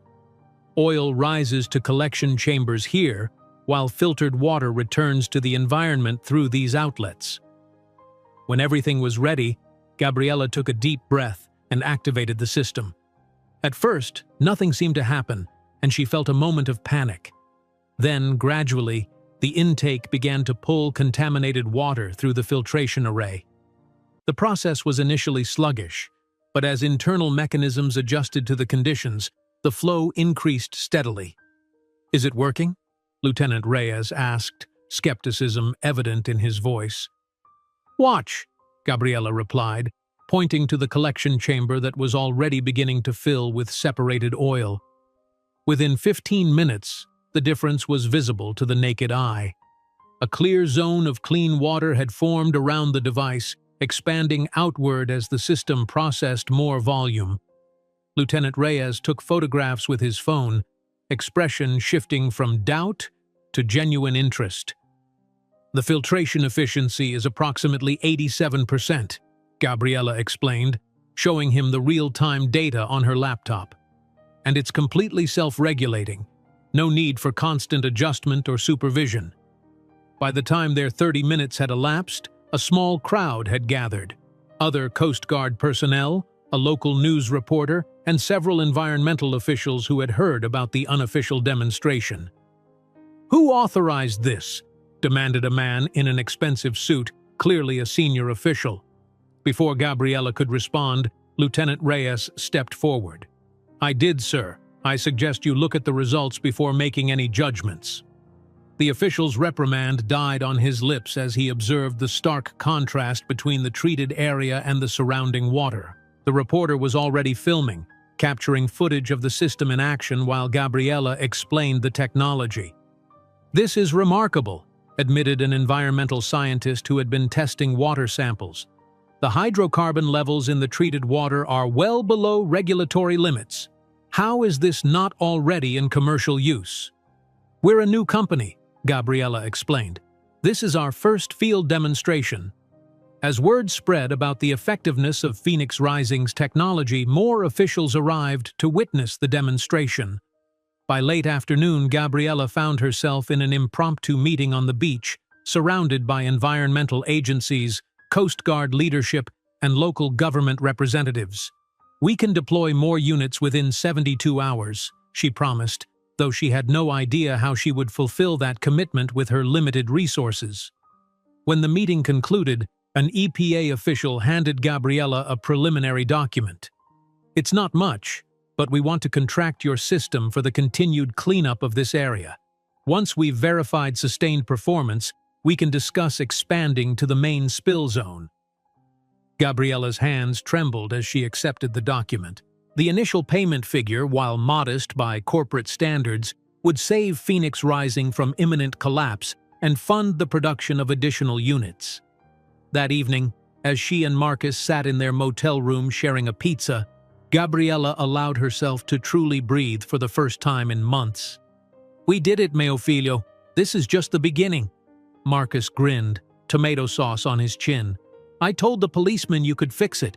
Phoenix Rising is going to save all the oceans now." Gabriella smiled, thinking about how far they had come and how far they still needed to go. One step at a time. But yes, this is our mission now. The small government contract that saved Phoenix Rising from bankruptcy would be just the first of many, but the most significant would come 7 years later when the tanks of Bennett Petroleum, a recently acquired subsidiary of Richard's empire, would cause the greatest environmental disaster of the decade on the same coast. The small government contract that saved Phoenix Rising from bankruptcy was just the beginning of Gabriella's journey. 4 years had transformed both her company and her life beyond recognition. The modest garage where she had first assembled her prototype had given way to a sleek office building near the Seattle waterfront, its glass facade adorned with the Phoenix Rising logo, a stylized bird emerging from ocean waves. On a bright spring morning, Gabriella stood at the floor-to-ceiling windows of her office, watching ferries cross Elliott Bay while speaking on a conference call with environmental officials from Singapore. "Yes, the deployment timeline is entirely feasible," she assured them. "Our systems have been successfully operating in similar conditions off the coast of Thailand for the past 8 months. As she concluded the call, her assistant knocked softly before entering. "The team is ready for the strategy meeting whenever you are." Gabriella nodded, gathering her tablet. "Thank you, Sarah. I'll be right there." The conference room buzzed with energy as Gabriella entered. 5 engineers, her core team of brilliant minds who had believed in her vision enough to join a fledgling startup, were engaged in animated discussion around a holographic display of their newest filtration system. "The third-generation prototype is exceeding expectations," reported Dr. Wei Chen, her lead engineer. "Filtration efficiency has improved by 22%, while power consumption dropped by nearly a third." "Excellent," Gabriella replied, taking her seat at the head of the table. "The Australian government contract depends on those efficiency metrics." The success in Oregon had been a catalyst, attracting attention from environmental agencies nationwide. When footage of Phoenix Rising's technology went viral in environmental circles, venture capitalists finally began to take notice. A strategic round of funding had allowed Gabriella to expand operations, hire a small but talented team, and refine her technology into a commercially viable product line. "The marketing materials for the PR3000 series are ready for approval," said Tomas, her newly hired communications director. "We've emphasized the zero-waste manufacturing process as you requested." Gabriella reviewed the materials on her tablet, nodding approval. "Perfect. I want sustainability at the forefront of everything we do, from our technology to how we build it." Later that afternoon, Gabriella met with a component manufacturer in the company's small conference room. The man across the table slid over a proposal with competitive pricing but questionable materials. "These plastics would reduce production costs by almost 20%, he explained. Gabriella pushed the document back. "We need components that are 100% sustainable, no exceptions. Our mission is to clean the oceans, not contribute to their pollution through our supply chain." The manufacturer looked disappointed but not surprised. Phoenix Rising's commitment to ethical manufacturing had become legendary in the industry, even when it meant higher costs and thinner margins. "I'll revise the proposal with fully biodegradable alternatives," he conceded. That evening, the entire team gathered around a large table in the main workspace. Sarah uncorked a bottle of champagne as Gabriella carefully removed a sleek device from a protective case, the first production model of their commercial filtration system. "To the PR3000, Gabriella toasted, raising her glass, "and to all of you who made it possible." The celebration was modest but meaningful, a milestone that represented years of perseverance. As the team chatted excitedly about upcoming deployments, Gabriella's phone buzzed with a text from Mrs. Rodriguez. "Marcus won! First place!" A smile spread across her face. Marcus, now 11, had entered the Washington State Science Fair with an adaptation of his mother's technology designed for freshwater river systems. While Gabriella had offered guidance, the core innovation, using naturally occurring river currents to power the filtration process, had been entirely his idea. "Everything okay?" Dr. Chen asked, noting her distraction. "More than okay," Gabriella beamed. "My son just won the state science fair." The following weekend, Gabriella sat in the audience of the University of Washington's lecture hall, watching Marcus accept his award. The confidence with which he explained his river filtration system to judges and audience members belied his age. With each passing year, he grew more comfortable in the spotlight, his natural charisma blending with genuine intellectual curiosity. "The contamination of our waterways isn't just an environmental issue, it's a social justice issue," Marcus explained to the audience. "Low-income communities are disproportionately affected by polluted rivers. My system is designed to be deployable in areas without reliable power infrastructure." Pride swelled in Gabriella's chest as she watched her son field complex technical questions with the poise of someone twice his age. Though his features increasingly resembled Richard's, his compassion and social awareness were qualities she had nurtured in him from the beginning. After the ceremony, as they walked to their car, no longer a borrowed vehicle but a modest electric sedan purchased with Phoenix Rising's first profits, Marcus clutched his trophy excitedly. "Mom, Professor Whitman from MIT was there. He said my design showed remarkable innovation for someone so young." "That's wonderful, mio figlio," Gabriella replied, though her attention was momentarily captured by an email notification on her phone. The subject line read, "Invitation to Keynote, Global Environmental Technologies Conference, New York." Her finger hovered over the notification. New York represented a significant step onto the national stage. The conference was covered by major financial and technology publications, attended by industry leaders and potential investors. That night, after Marcus was asleep, Gabriella opened the invitation on her laptop. The email was effusive in its praise. "Your groundbreaking work in oceanic remediation represents exactly the kind of innovation our conference aims to highlight. We would be honored to have you discuss the future of environmental conservation technology as our keynote speaker." 2 months later, Gabriella stood in front of her closet, considering her limited options for professional attire. Despite Phoenix Rising's growing success, she still lived modestly, reinvesting most profits back into the company. "You need something more impressive than these," Marcus observed, fingering the sleeve of her usual blazer. "You're going to be the most important speaker there." "The technology should speak for itself," she replied, though she knew he was right. "You need to look like a CEO, not a scientist," Marcus insisted with the directness of a preteen. The next day, Gabriella reluctantly visited a designer boutique in downtown Seattle, investing in her first truly high-quality business attire. The journey to New York marked another first, their maiden voyage on a commercial airplane rather than the exhausting cross-country drives they had previously endured for business meetings. As they approached the luxury hotel where the conference was being held, Gabriella felt a momentary pang of insecurity.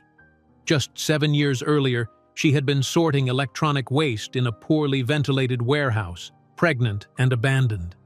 The hotel's gleaming lobby was intimidating in its opulence. As they approached the reception desk, Gabriella noticed the staff's evaluating glances, taking in her modest luggage and Marcus's presence, clearly making assumptions. "Checking in," she said, presenting her ID. "Gabriella Johnson. I'm the keynote speaker for the Environmental Technologies Conference." The receptionist's demeanor transformed instantly. "Ms. Johnson, we've been expecting you. We've upgraded you to one of our executive suites, and I've taken the liberty of arranging VIP access to all conference facilities for both you and your son." The suite was larger than their entire apartment, with panoramic views of Manhattan that left Marcus speechless. While he explored the rooms in wonder, Gabriella reviewed her presentation one final time, refining key points about Phoenix Rising's vision for global oceanic remediation. The following morning, Gabriella delivered her address to a packed auditorium. Her presentation was technical yet accessible, passionate yet data-driven. She spoke without notes, moving confidently across the stage as she explained how Phoenix Rising's technology could transform marine conservation efforts worldwide. "The oceans are the lifeblood of our planet," she concluded. "And technology isn't just about creating the future, it's about preserving what we cannot afford to lose." The standing ovation that followed was thunderous. As attendees lined up to speak with her afterward, Gabriella noticed an older gentleman watching from a distance, his expression thoughtful. He approached when the crowd had thinned. "Ms. Johnson, I'm Daniel Harrington," he introduced himself. "I lead Bluestone Ventures." Gabriella recognized the name immediately. One of the most respected investment firms focused on environmental technologies. "Your presentation was exceptional," he continued, "but even more impressive is what you've accomplished with such limited resources. Your technology isn't just revolutionary, it's necessary." That evening, Harrington invited Gabriella and Marcus to dinner at an exclusive restaurant overlooking Central Park. As they discussed the future of environmental remediation, Marcus occasionally joined the conversation, displaying his remarkable understanding of both the technology and its applications. "The problem with current desalination methods," Marcus noted during a discussion of water scarcity, "is the energy inefficiency and the hypersaline discharge that damages marine ecosystems." Harrington looked impressed, then slightly embarrassed. "You're absolutely right. I misstated the conversion ratio earlier." Gabriella watched the exchange with quiet pride. Her son was growing into a young man who could hold his own in conversations with industry leaders, yet remained humble and eager to learn. As dessert arrived, Harrington placed a folder on the table. "I'd like to make you an offer, Ms. Johnson. $15 million for global expansion with a single condition. You maintain control of the company and remain as CEO." Gabriella's heart raced. This was the opportunity Phoenix Rising needed to scale beyond regional projects to truly global impact. "Most investors want to replace founders with experienced management," she observed cautiously. "Most investors are fools," Harrington replied. "Your vision and determination are what built this company. I'm investing in you as much as your technology."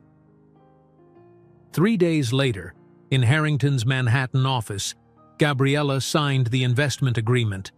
Her hand trembled slightly as she completed the signature that would transform Phoenix Rising from a promising startup into a global environmental technology company. "This is just the beginning of our mission," she said, handing the pen back to Harrington. On the flight home, Marcus fell asleep against her shoulder while Gabriella stared out at the clouds below, reflecting on their journey. From the devastation of Richard's rejection had come a strength she never knew she possessed. Each obstacle had forced her to become more resilient, more innovative, more determined to succeed not just for herself, but for Marcus and for the planet they were working to protect. What she couldn't know was that across the country, Richard Bennett was about to come face to face with her success in an unexpected way.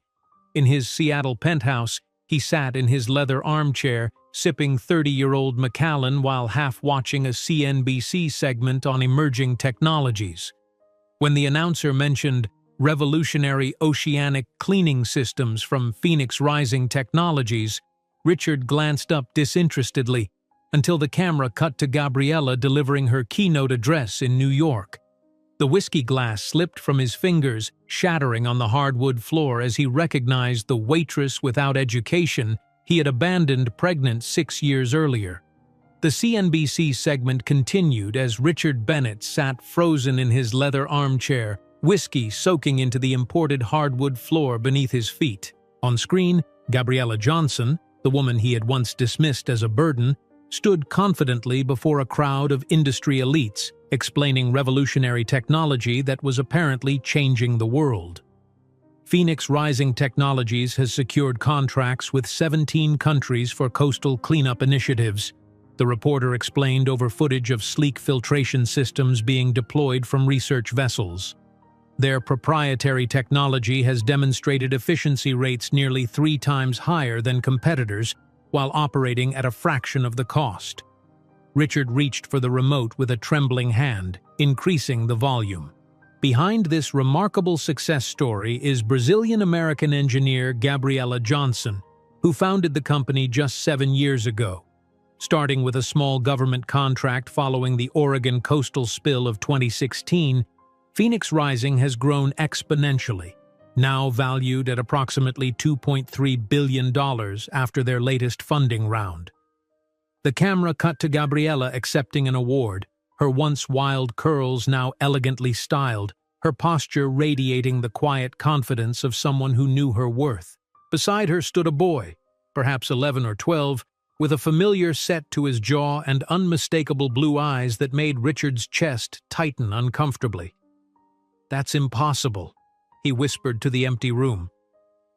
3 years passed with the relentless momentum of a changing tide. The strategic investment from Bluestone Ventures had transformed Phoenix Rising from a promising startup into a global environmental technology leader. The company now occupied a 20-story sustainable building in downtown Seattle, its innovative architecture featuring living walls, rainwater collection systems, and energy-generating windows, a physical manifestation of Gabriela's commitment to environmental harmony. From her office on the top floor, Gabriela could see the exact pier where Richard had abandoned her 15 years earlier. Some days, she would pause briefly by the window, remembering the young woman who had stood there, tears freezing on her cheeks as she watched hope disappear. That memory, once painful, now served as a measure of how far she had come. On a crisp autumn morning, Gabriela reviewed quarterly reports with her executive team in the glass-walled conference room adjacent to her office. The wall-to-wall windows offered a panoramic view of Puget Sound, the same waters that had inspired her filtration technology. "Our market valuation has increased 27% since last quarter," reported Amir, her chief financial officer. "We're now at $4.8 billion, and analysts predict we'll cross the $5 billion threshold by year-end. The Australian deployment is exceeding performance metrics by 32%, added Elena, operations director. Their environmental ministry is already discussing expanding the contract to cover the entire Great Barrier Reef region. Gabriela nodded, allowing herself a moment of satisfaction. And our impact numbers? Nearly 12 million tons of microplastics removed from marine environments worldwide, Elena replied, pulling up a visualization on the room's display wall. The before and after comparisons from the Philippine coastal regions are particularly striking. The meeting continued with updates on research initiatives, manufacturing efficiencies, and expansion plans. Throughout, Gabriela asked incisive questions, challenging assumptions and pushing for greater environmental impact alongside financial growth. The team that had once consisted of 5 volunteer engineers had grown to over 200 dedicated professionals, each committed to the company's dual mission of technological innovation and planetary restoration. As the meeting concluded, Gabriela's assistant appeared at the door. "Ms. Johnson, Marcus just called. He's finished his lab work early and wondered if you're available for lunch." Gabriela glanced at her schedule. "Move my call with Tokyo to tomorrow morning. Family comes first." 30 minutes later, Gabriela entered the company's dedicated research wing, a state-of-the-art facility she had insisted on building when they designed the headquarters. Marcus, now 14, stood before a massive digital display, directing a team of engineers who appeared to be hanging on his every word, despite the fact that he was half their age. "The problem isn't the filtration medium," he was explaining, manipulating a 3-dimensional model of what appeared to be a modified version of Phoenix Rising's core technology.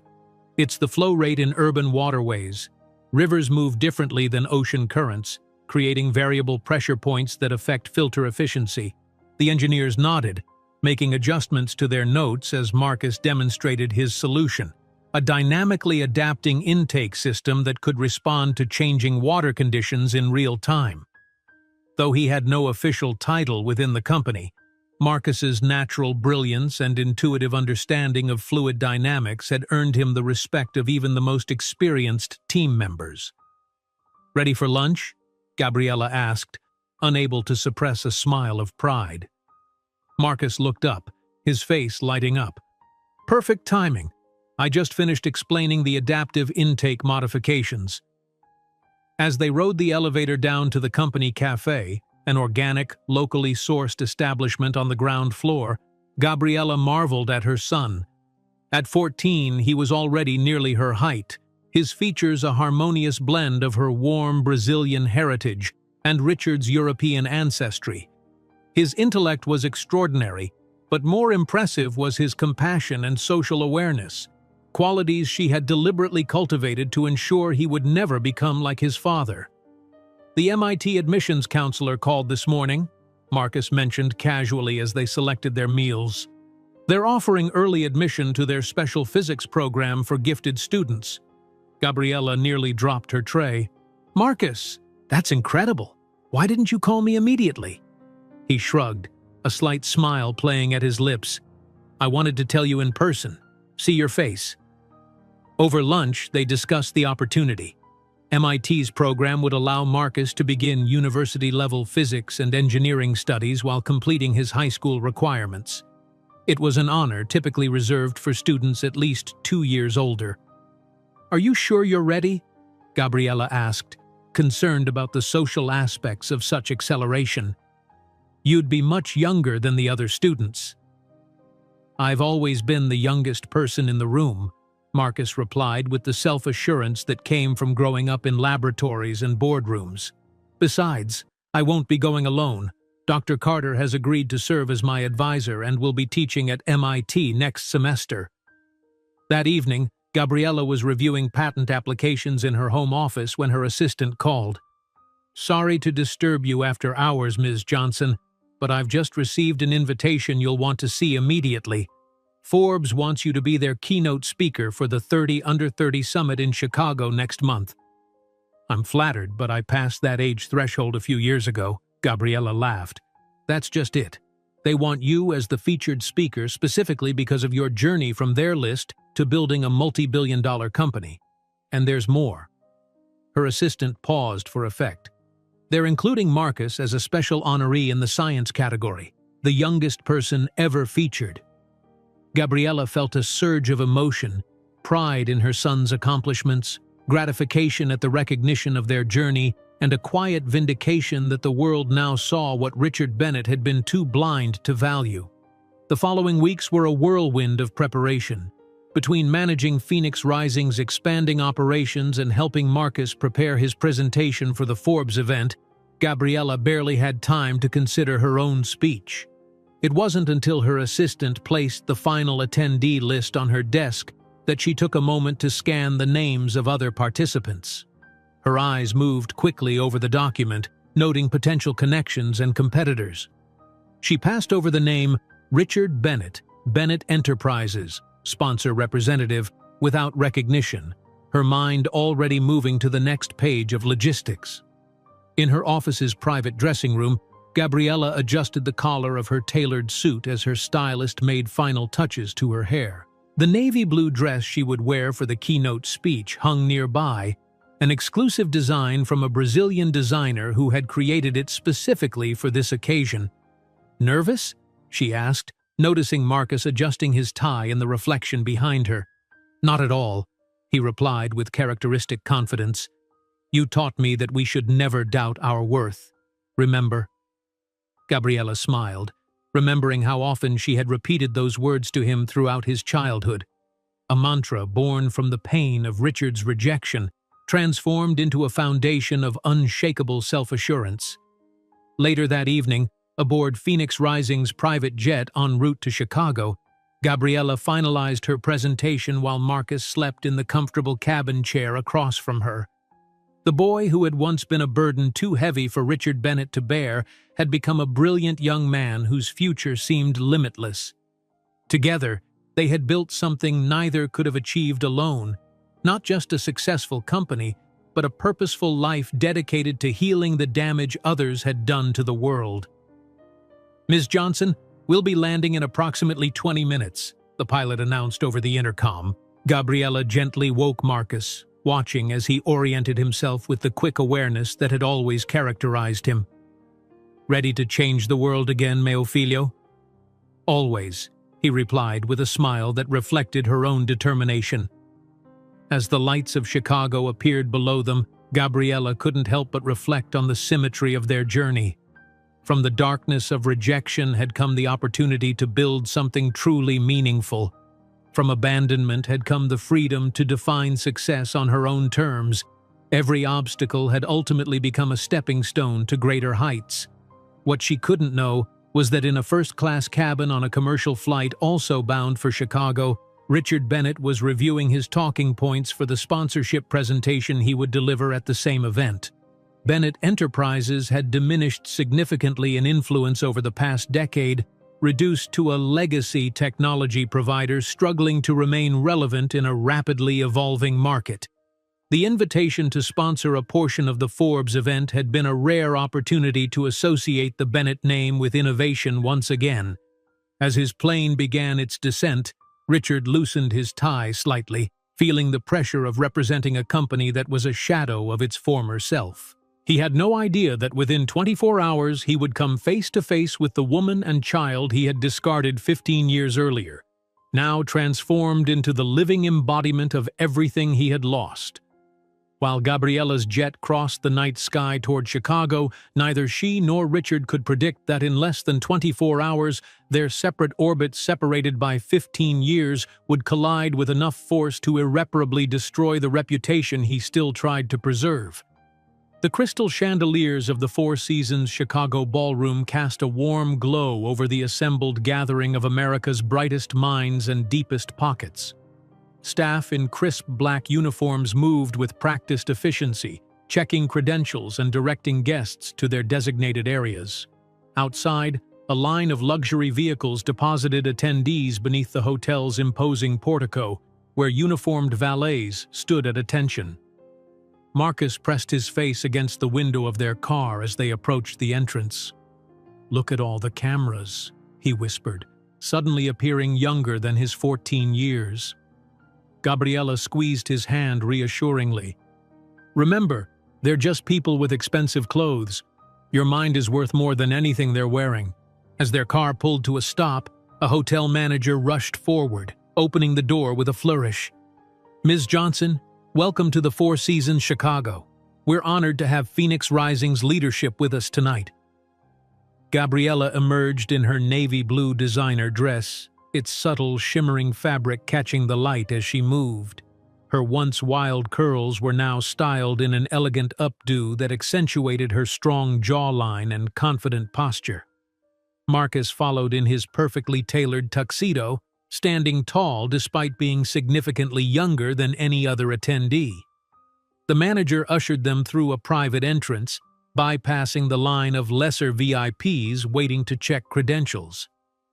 "Your suite has been prepared according to your assistant's specifications, and the event coordinator would like to review your entrance for the keynote if you have a moment before the reception." In the hotel's grand foyer, Forbes staff scurried to accommodate Gabriella's every potential need before she could express it. A far cry from the days when she had been invisible, serving drinks to people who never looked at her face. "Ms. Johnson, would you prefer to review your presentation one final time?" an event coordinator asked, tablet in hand. "Everything is ready," Gabriella replied with quiet confidence. "Though I'd like my son to have a chance to meet some of the other honorees before things get too busy." As they entered the pre-event reception, the room's energy shifted perceptibly. Conversations paused as heads turned toward Gabriella and Marcus. Within moments, they were surrounded by admirers, entrepreneurs, and investors eager for even a brief exchange.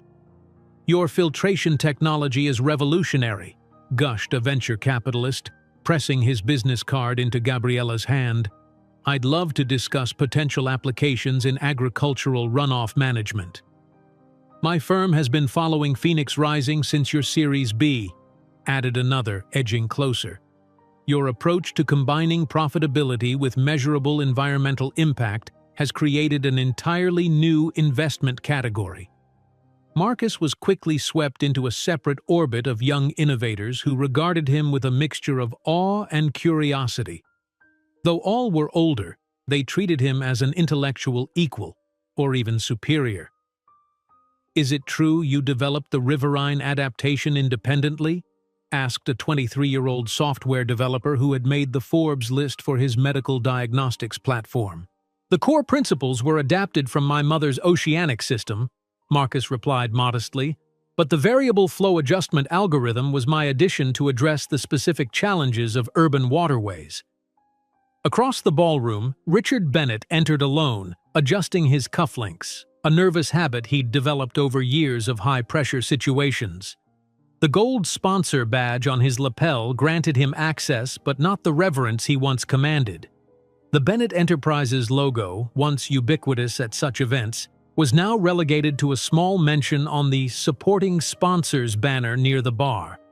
Richard sipped his Macallan, observing the room with the practiced eye of someone accustomed to assessing social dynamics. He noted which executives clustered together, which investors commanded attention, which startups were being courted by capital. It was a game he had once dominated. "Shame about the Davies acquisition falling through," commented an acquaintance who stopped briefly at his side. "Would have given Bennett Enterprises a foothold in the renewable sector." Richard forced a tight smile. "We're exploring several alternative strategic partnerships." As the man moved on, Richard overheard excited murmurs nearby.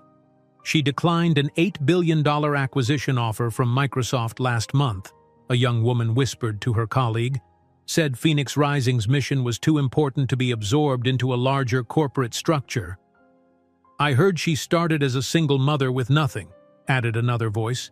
"Built the whole company while raising her son alone." Richard's interest piqued. He had read about Phoenix Rising's meteoric rise but hadn't connected it to any particular founder's story. "Who are you discussing?" he asked, injecting himself into their conversation. The young analysts looked surprised at his intrusion but answered politely. "Gabriella Johnson, sir, the CEO of Phoenix Rising Technologies. She's the keynote speaker tonight, and her son is being honored in the science category, youngest recipient ever." Before Richard could inquire further, the lights dimmed slightly, and a resonant voice came over the sound system. "Ladies and gentlemen, please make your way to the main ballroom. Our program will begin in 15 minutes." The crowd moved obediently toward the grand double doors. Richard finished his whiskey and followed, finding his assigned table near the stage, a small courtesy for sponsors, though not in the premium section reserved for major players and featured honorees. The ballroom itself was spectacular, with towering floral arrangements and projection mapping that transformed the ceiling into a starry night sky. As Richard settled into his chair, he scanned the program booklet, flipping to the keynote speaker's biography. His blood froze as he stared at the photograph of Gabriella Johnson. Though more polished, more confident, and undeniably more sophisticated than the young waitress he'd known, her eyes were unmistakable.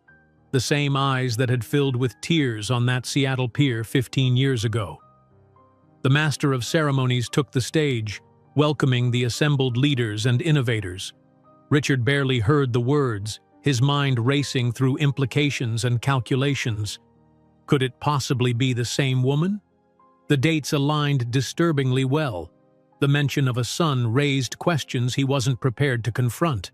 Ladies and gentlemen, it is my profound pleasure to introduce our keynote speaker for this evening, a woman who has revolutionized environmental technology and was recently appointed by the United Nations as Ocean Ambassador, the CEO of Phoenix Rising Technologies, Gabriella Johnson. The applause was thunderous as Gabriella ascended the stage with graceful confidence. Richard choked on his fresh whiskey, drawing irritated glances from table-mates as he struggled to regain composure. It was impossible, yet undeniable. The radiant, poised woman commanding attention from the podium was the same waitress he had discarded like yesterday's newspaper. When I arrived in the United States 20 years ago, I brought only 2 suitcases with me, Gabriella began, her voice melodious yet authoritative as it echoed through the sound system. One filled with clothes and mementos from Brazil, and another filled with dreams that many would consider impossible for an immigrant without connections or privilege. Richard remained frozen in his seat, unable to tear his gaze away. Gabriella had transformed beyond recognition, not merely in appearance but in her entire being. Each gesture, each precisely chosen word radiated authority and purpose. The dress she wore probably cost more than his first car. Phoenix Rising was literally born from the scraps that others discarded, she continued, a subtle edge entering her voice that only Richard could recognize as pointed. I began by collecting electronic components rejected by large corporations that couldn't see value in what I envisioned as resources. The irony struck Richard with physical force, his stomach churning as he recalled his own cruel words. In a desperate bid to distract himself, he leaned toward an assistant seated nearby. What's Phoenix Rising's current market valuation? Nearly $5 billion, the young man replied with reverence. They turned down Microsoft's acquisition offer last month. Ms. Johnson holds 62% of the shares. Richard performed a quick mental calculation. She was worth over $3 billion, 5 times his own net worth, which had diminished following years of questionable corporate decisions. And now, I have the pleasure of introducing someone who represents not only Phoenix Rising's future, but the future of how we might reimagine our relationship with the planet, Gabriella continued, her face illuminating with genuine pride. My son and my greatest creation, recently accepted to MIT's Prodigy Physicist program at 14, winner of this year's Young Environmental Scientist Award, Marcus Johnson. The young man who bounded onto the stage caused Richard to grip the table for support. It was like looking into a time-warped mirror. His own features reflected back at him but improved, softened, and illuminated by a warmth he had never possessed. Marcus had his eyes, his bone structure, even his confident stride, but combined with Gabriella's natural grace and a genuine smile that Richard had never mastered. For 10 spellbinding minutes, Marcus spoke about his river filtration technology, demonstrating an eloquence and knowledge that rivaled PhDs 3 times his age. The audience was captivated, and Richard devastated by the full realization of what he had rejected. When the presentations concluded, networking resumed with renewed energy. Richard observed from a distance as Gabriella and Marcus were surrounded by admirers, investors, and journalists. The woman he had once considered without formal education now discussed cutting-edge technology, global sustainability, and market strategies in perfect English, occasionally responding in Portuguese to Brazilian journalists. After an hour of self-inflicted torture, Richard finally gathered the courage to approach. Gabriella was conversing with Tesla's CEO when she sensed a presence behind her. Turning, her eyes met Richard's, without surprise, without shock, just a brief moment of recognition followed by polite indifference. Ms. Johnson, Richard said, extending a trembling hand. Richard Bennett, from Bennett Enterprises. Your presentation was extraordinary. Gabriella shook his hand briefly, with the firmness of someone who closed billion-dollar deals daily.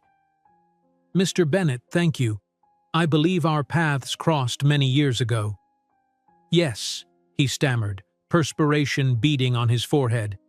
I wanted to congratulate you on your success. It's truly remarkable what you've built.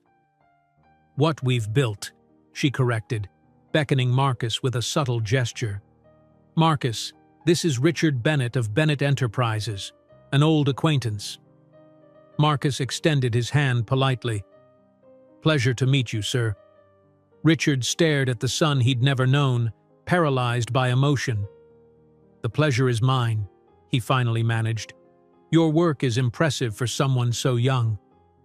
I have an excellent mentor, Marcus replied, looking admiringly at his mother. Marcus, Dr. Lee would like to discuss your research, Gabriella said, indicating an Asian scientist nearby. As her son walked away, She turned back to Richard, her gaze subtly hardening. "He doesn't know who you are, and I prefer to keep it that way." "Gabriella, please," Richard begged, lowering his voice. "I made a terrible mistake. If I had known—" "Known what?" she interrupted, maintaining a diplomatic smile while speaking in a controlled, quiet voice. "That I would build an empire?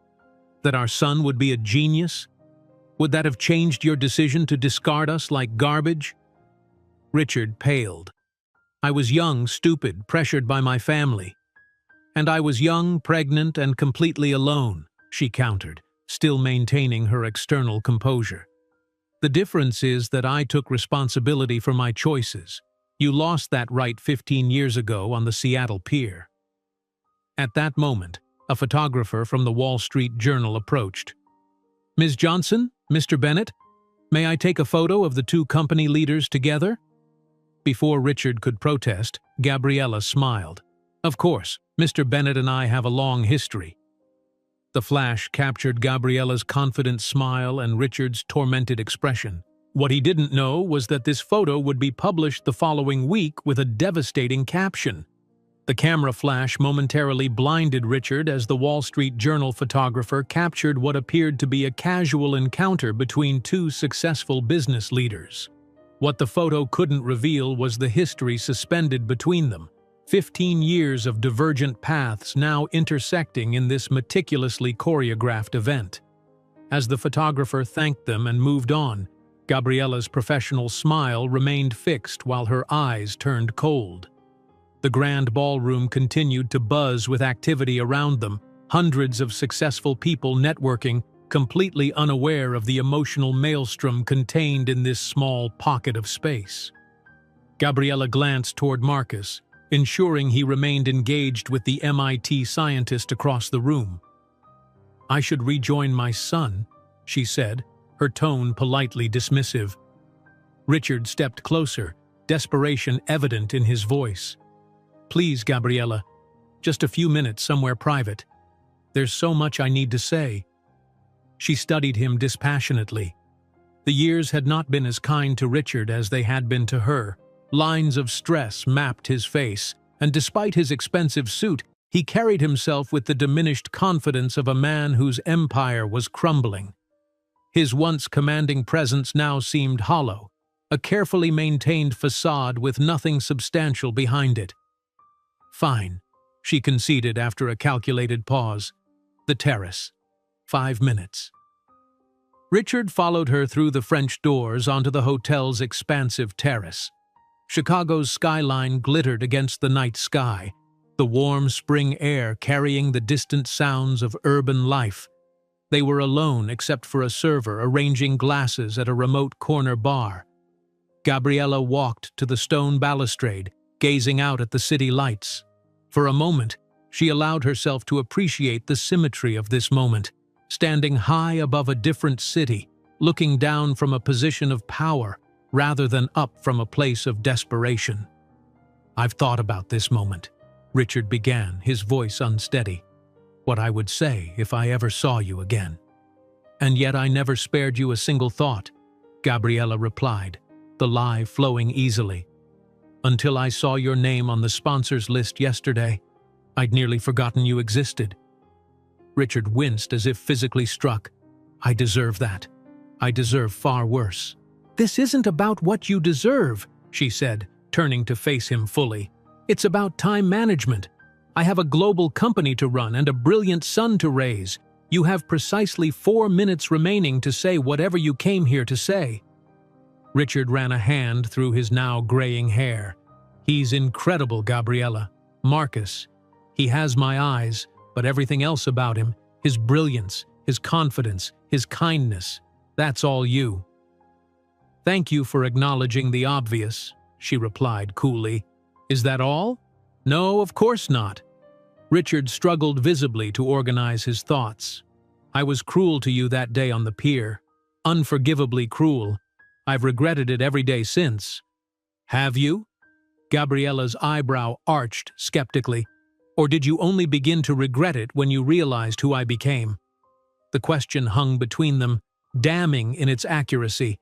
Richard's silence provided the answer she already knew. "That's what I thought," she continued. "If I had remained just a struggling single mother, you would have continued your privileged life without a second thought. Your regret is proportional to my success, not your wrongdoing." "That's not fair," he protested weakly. "Fair?" Gabriella's laugh was sharp and brief. "Was it fair when you called me a burden you'd carried for 2 years? When you questioned if the baby was even yours? When you told me to go back to whatever hole I crawled out of?" Richard paled, hearing his own cruel words echoed back to him. "I was a different person then." "No, you were exactly who you are," Gabriella corrected.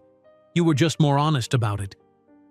Inside the ballroom, Gabriella could see Marcus looking around, likely searching for her. She checked her watch, a Patek Philippe that cost more than Richard's first car. "Your time is up, Mr. Bennett." "Wait, please." Richard's voice cracked with desperation. "What about Marcus? He's my son too. I have a right to know him." Gabriella's expression hardened. "Rights? You're speaking of rights?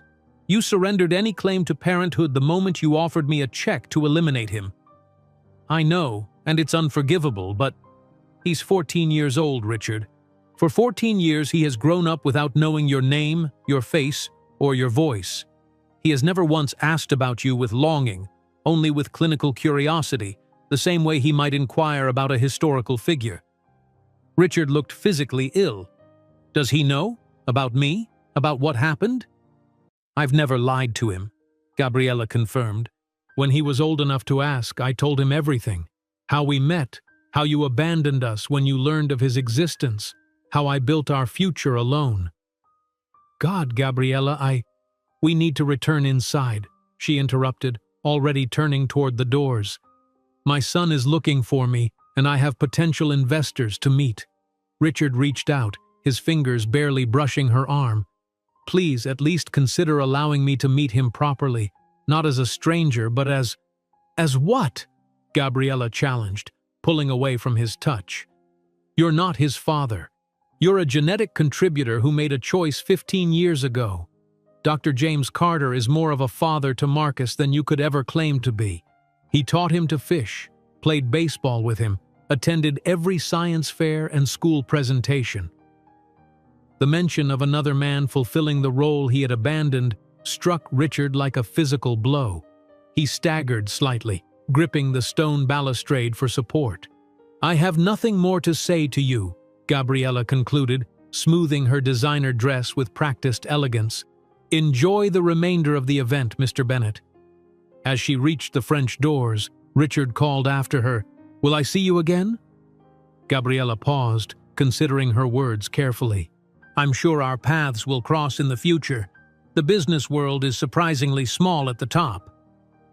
Back in the ballroom, Marcus immediately spotted her. "There you are. Where did you disappear to?" "Just getting some air," Gabriella replied, seamlessly slipping back into her role as Phoenix Rising's confident CEO. "The Tesla board wants to discuss potential collaboration on their maritime charging stations. Shall we?" For the next hour, Richard observed from a distance as Gabriella and Marcus moved through the room with practiced ease, commanding attention and respect at every turn. The contrast between their reception and his own was painfully apparent. Where once executives had competed for his attention, now he was the one hovering at the edges of conversations, hoping to be included. As the evening drew to a close, Richard made one final desperate attempt to approach them near the grand staircase. This time, however, he found his path blocked by an imposing security officer. "Excuse me, sir, but Ms. Johnson's team has requested that you maintain your distance for the remainder of the event." Humiliated, Richard retreated to the bar, ordering another Macallan and watching as Gabriella and Marcus bid farewell to admirers before departing for their suite, surrounded by an entourage of assistants and security. In his hotel room later that night, Richard stared at his reflection in the bathroom mirror. The man looking back at him seemed diminished somehow, successful by most standards, yet hollow compared to the woman he had once discarded. She had built an empire from nothing while raising their son to be extraordinary. What had he created in that same time span? a larger version of what he had inherited, now slowly declining in relevance. His phone chimed with a notification. Out of habit, he checked it. An email from his assistant with a preliminary press release about Bennett Enterprises' participation in the Forbes event. Attached was a photo from the official photographer, Gabriella and Marcus on stage, both radiating intelligence and purpose. Richard stared at the image, focusing on the boy's features, his own eyes looking back at him, filled with a passion and brilliance he had never possessed. This child, this extraordinary young man whom he had nearly paid to eliminate, was now positioned to change the world. The realization was overwhelming. Richard collapsed onto the edge of the bathtub, head in his hands, confronting for the first time the true magnitude of what he had lost. Across the hotel, in their luxurious suite, Gabriella sat on the balcony while Marcus slept inside. The Chicago skyline sparkled before her, but her mind was back on that Seattle pier, feeling the cold wind and the colder rejection that had once shattered her world. Her phone buzzed with a text from Dr. James Carter. "How did it go? Did you see him?" Gabriella typed back, "Yes, exactly as expected. He regrets what he lost, not what he did." The response came quickly. "You and Marcus are extraordinary. His loss, not yours." Gabriella smiled, appreciating the support of the man who had been more of a father to Marcus than Richard could ever claim. Then she noticed an email notification from her communications director. "Wall Street Journal wants to feature your Forbes appearance in the business section." Photographer submitted several options, including one with Bennett Enterprises' CEO. Thoughts? For a long moment, Gabriella stared at the message, considering the implications. The photo would inevitably draw attention to their connection, raising questions she had successfully avoided for years. The prudent business decision would be to request a different image. Instead, she typed, "Approve the photo. No comment necessary." As she prepared for bed, Gabriella found herself unusually reflective. The confrontation with Richard had affected her more than she cared to admit. Not because any feelings remained. Those had died on the pier 15 years ago, but because she realized how completely their roles had reversed. Once, he had held all the power, callously deciding her fate with a checkbook and cruel words. Now she controlled not only her destiny but increasingly his as well. The realization brought not joy but a complex satisfaction, not that she had achieved revenge, but that she had proven herself right and him catastrophically wrong. Tomorrow, she and Marcus would return to Seattle on their private jet, back to their empire and their purposeful life. Richard would return to his fading company, carrying the weight of his greatest mistake. While the flash captured Gabriella's confident smile and Richard's tormented expression, what he didn't know was that this photo would be published the following week with a devastating caption. The photo that captured Gabriella's confident smile and Richard's tormented expression appeared in the Wall Street Journal exactly 7 days after the Forbes event. The image occupied a prominent position on the first page of the business section, but it was the caption beneath that sent shockwaves through the corporate world. Phoenix Rising acquires controlling interest in Bennett Enterprises in surprise market move. Richard Bennett's phone began ringing at 5:30 in the morning. Still groggy from another night of troubled sleep plagued by thoughts of Gabriella and Marcus, he fumbled for the device on his nightstand. "Richard, have you seen it?" His CFO's voice was tight with panic. "The Journal. You need to get to the office immediately." Within 40 minutes, Richard burst through the doors of the Bennett Enterprises headquarters, the building that had once been the crown jewel of his family's legacy. Security guards who had greeted him respectfully for decades now regarded him with a mixture of curiosity and pity. The news was spreading fast. The executive conference room was already filled with grim-faced board members when Richard arrived. Copies of the Wall Street Journal lay open on the polished mahogany table, the damning headline visible from every seat. Richard's own face stared back at him from the page, caught in a moment of visible distress beside Gabriella's serene confidence. "What the hell is going on, Richard?"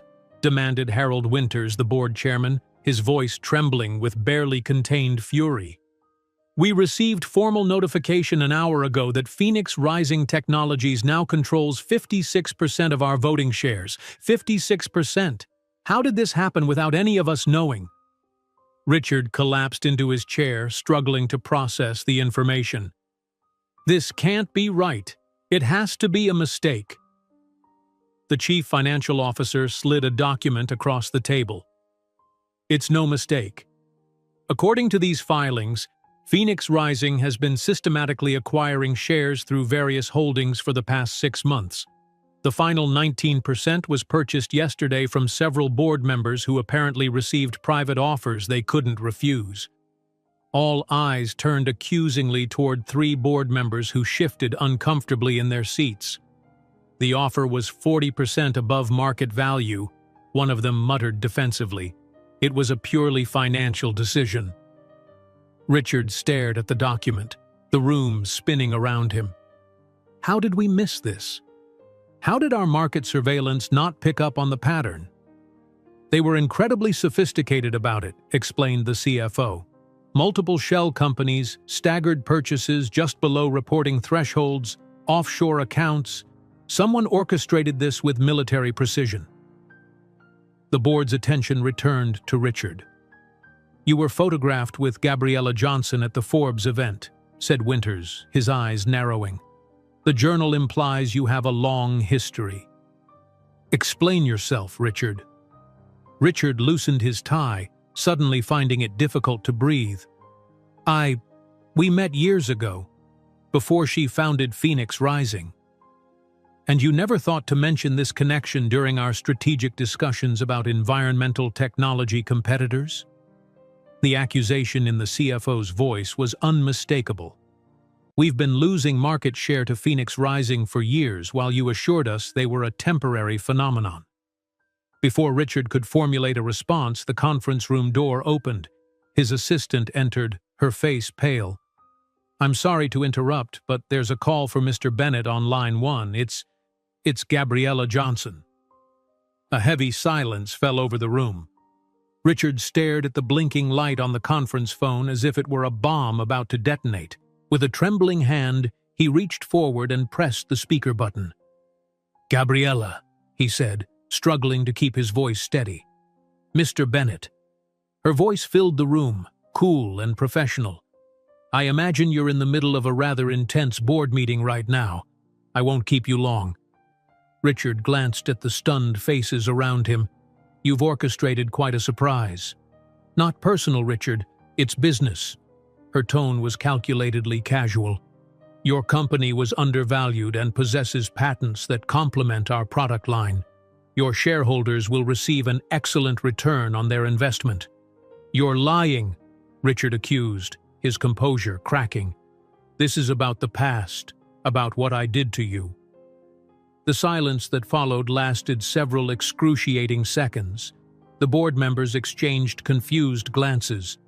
Richard, you overestimate your importance in my current life, Gabriella finally replied, each word precisely chosen. It's been 15 years since you chose not to be part of it. This acquisition was recommended by our strategic analysis team months ago. Your presence in the company is irrelevant to the decision. Her indifference cut deeper than any direct attack could have.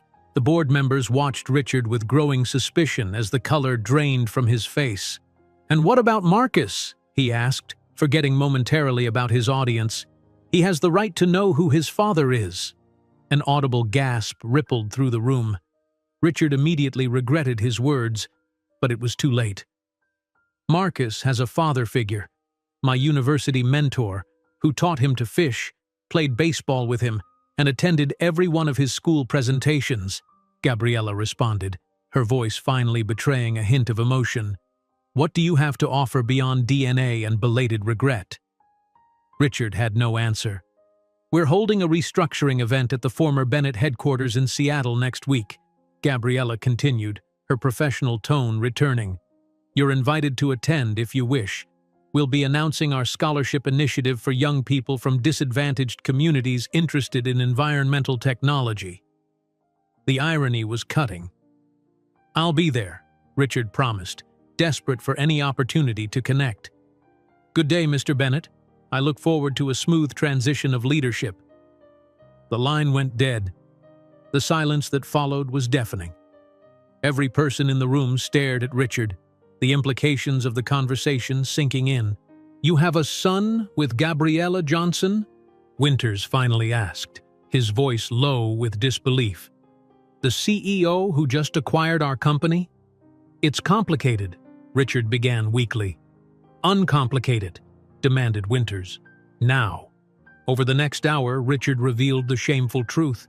His relationship with Gabriella 15 years earlier, her pregnancy, his cruel rejection.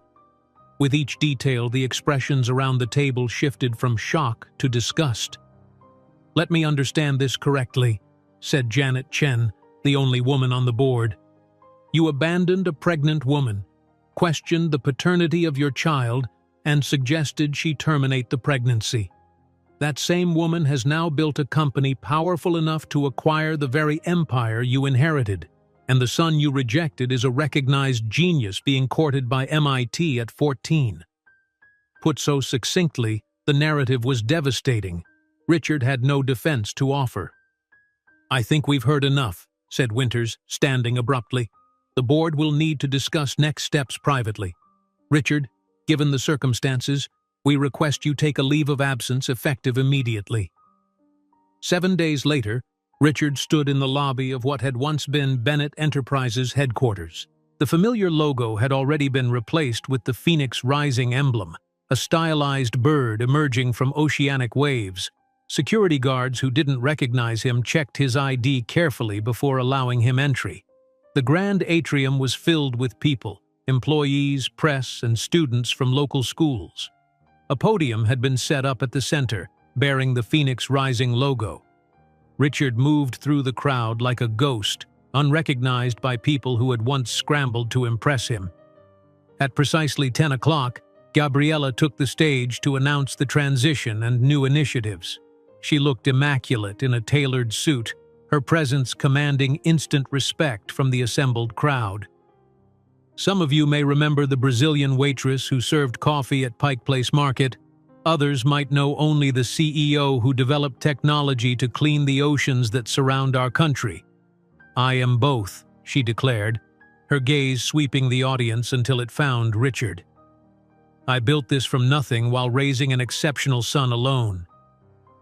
Richard's heart raced, fearing public exposure, but Gabriella merely smiled and continued, "And that's why I understand the value of opportunity.